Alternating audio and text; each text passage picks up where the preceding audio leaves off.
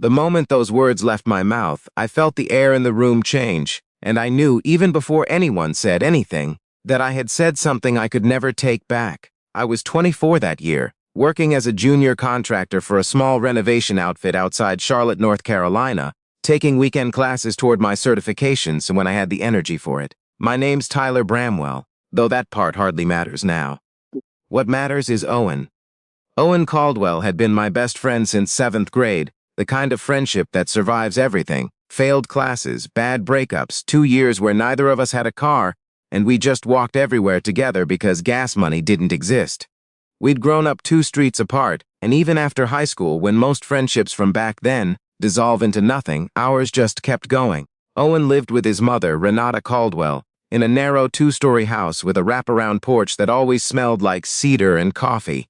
His dad had passed when Owen was 11, a heart thing, sudden, the kind nobody saw coming, and since then it had been just the 2 of them. I'd practically grown up in that house too. I knew which stair creaked, which mug was Renata's favorite, where she kept the spare key under the loose brick by the rose bushes. Renata worked as a paralegal at a firm downtown, the kind of job that meant she left the house every morning in a blazer and came home most nights looking like she'd been carrying something heavy all day, even when she hadn't. She had this way of walking into a room and somehow making it feel less chaotic just by being in it. I don't know how to explain it other than that. She wasn't loud. She wasn't trying to be noticed, but people noticed her anyway. To me, for years, she had simply been Owen's mom, the woman who packed us lunches when we were 15 and pretended not to hear us cussing in the basement when we thought she was asleep. It was a Thursday night in late September when everything shifted. Owen and I were on the couch with the TV on, some game neither of us was really watching, a couple of takeout containers from the Thai place on 5th Street balanced on the coffee table. It was an ordinary night, the kind you forget the next week, except I never forgot this one. Renata came home late from work, still in her blazer, her hair falling out of the clip she'd put it up in that morning, looking exhausted in that specific way she got on Thursdays, which were always her worst day at the firm. Sup, she walked through the living room toward the kitchen, said a tired hello, and Owen made some joke about how she still looked like she was about to walk into a deposition. She laughed, a real laugh, tired but real, and then, without thinking, and I mean that literally, there was no filter, no pause, just the words coming out before my brain caught up to my mouth, I said it. I said that Renata was better looking than any girl I'd dated in the last 2 years. I said it like a joke. I said it the way guys say things when they're trying to be funny and don't realize how it's going to land. The room went quiet in a way that felt physical. Owen's head snapped toward me, his expression somewhere between confused and offended, like I'd just said something about his mother that crossed a line he didn't even know existed until that second. My stomach dropped. I started laughing it off immediately, the nervous kind of laugh you do when you're trying to undo something with sound alone. Renata had stopped in the kitchen doorway. She wasn't laughing. She wasn't embarrassed either, which somehow made it worse. She just looked at me, and there was something in her expression I couldn't place. Not anger, not flattery, something closer to genuine curiosity, like she was actually considering what I'd said instead of brushing it off the way any reasonable adult would. Then she asked if I'd like to take her to dinner sometime. I thought she was joking. Owen clearly thought so too, because he laughed, that same nervous laugh I'd just done, waiting for her to crack a smile and say, gotcha. But she didn't. She just held my eyes for a second too long and said she meant it. The silence that followed felt like it lasted an entire season. I remember staring at the takeout container in front of me like it might offer some kind of escape route. I stammered something about how I'd only been joking, that I didn't mean it like that I was sorry. Renata just shrugged, almost gently, and said that sometimes the jokes people make are the most honest things they say all week. Then she walked down the hallway toward her room and left Owen and me sitting there in a silence so thick I could hear the refrigerator humming from the kitchen. Owen barely spoke to me for the rest of that night. I left around 11, mumbling some excuse about his early shift the next day, and I remember sitting in my truck in his driveway for a long time before I actually started the engine. I want to be honest about what happened after that, because it wasn't instant, and it wasn't simple. For the first couple of weeks, I told myself it was nothing. A weird moment, an awkward joke gone wrong, something that would fade if I just gave it space. But it didn't fade. Instead, I found myself thinking about her at strange times, Not in some dramatic, obsessive way, just little flickers. The way she'd said that line about jokes being honest, the way she hadn't looked away, I start showing up at Owen's less, which he probably noticed but never mentioned. Partly it was guilt. Partly it was that I genuinely didn't know how to be in that house anymore without feeling like the air had changed permanently.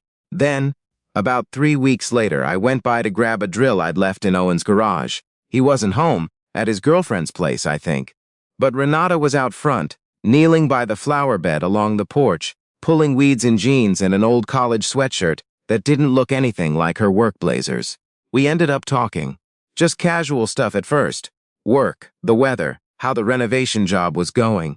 But it shifted, the way conversations sometimes do when neither person is really paying attention to where it's headed.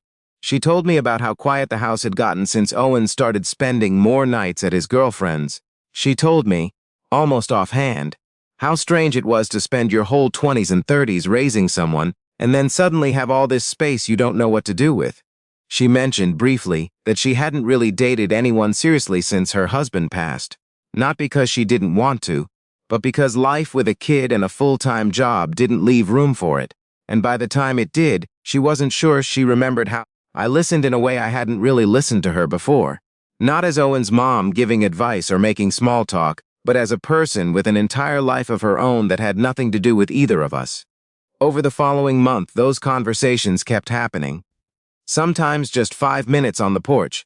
Sometimes much longer after Owen had gone to bed or wasn't around at all. We never directly mentioned that night again, but it sat underneath everything we said, quiet but unmistakable, like a current under still water. Then one evening in late October, she told me something that I've thought about more times than I can count since. She said that life doesn't actually follow the neat little rules. People pretend it does about who's supposed to be with whom, and when. She said if any part of what I'd said that night had been more than just a joke, I owed it to myself to be honest about it, even if being honest scared me. Then she went back inside and left me standing on that porch with my heart going faster than it had any business going. I didn't sleep well that night. I kept turning the whole thing over. Owen, our friendship, the unspoken rules that exist around things like this, rules nobody ever writes down but everybody understands. But underneath all that, I kept coming back to her face when she said it. Calm, certain, not asking me to decide anything for her, just asking me to be honest with myself.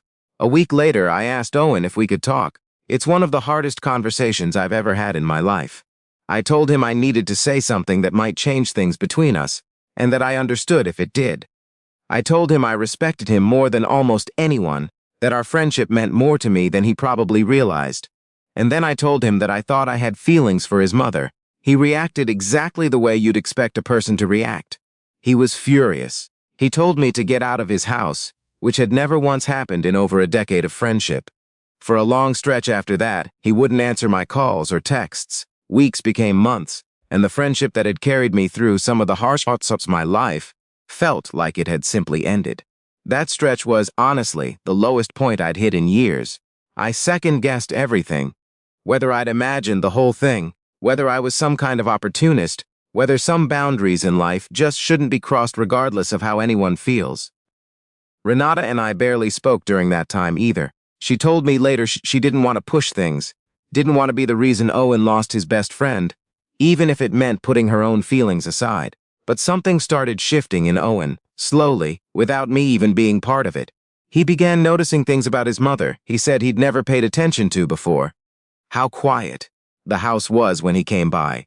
How she'd stopped mentioning weekend plans because there usually weren't any. How much of her life for over a decade had revolved entirely around making sure he had everything he needed, often at the expense of anything for herself.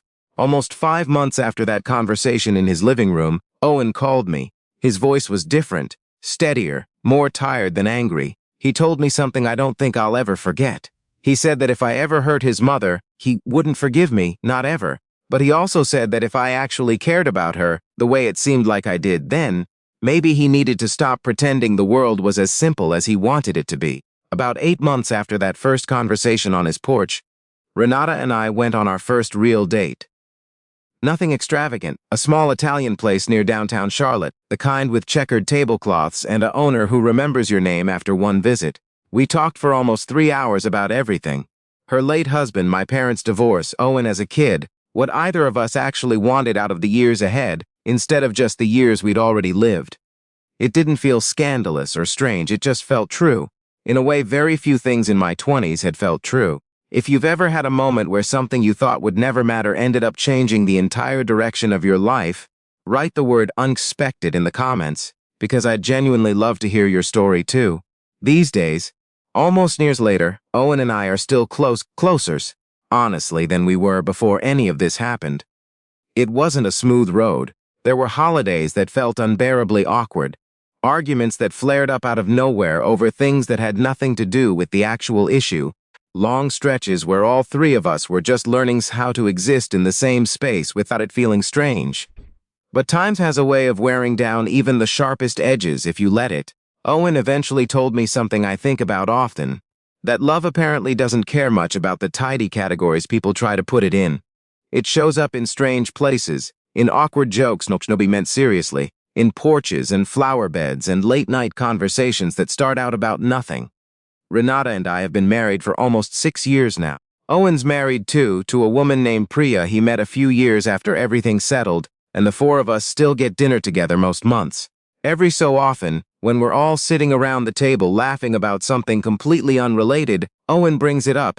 The night ice, the stupidest, most accidental thing of my entire life, the joke that somehow, impossibly, turned into the rest of my life.